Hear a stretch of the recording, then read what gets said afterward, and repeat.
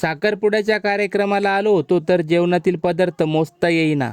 नमस्कार भाऊ आणि बहिणींनो, आम्ही निघालो साखरपुड्याला। कुठे ते पुढे सांगतो चला। आणि ही कनाशीत गर्दी बघा बाजाराची। आपण तिकडनं येताना नक्की बाजाराला जाऊ। मग आबुण्याच्या चौफुलीला वळण घेऊन रितिशाच्या मामाच्या घराकडे जाण्याच्या मार्गाला त्यांना उतरवून बाय केलं आणि आम्ही पण आलो लगेच साखरपुड्याला। इथे तर आताच कार्यक्रम सुरू झालेला आहे, कारण पंचमंडळींचा बोलगडा चालू आहे। हा मुला मुलींची पसंती झालेली आहे, त्यांच्या मनाप्रमाणे हा विवाह।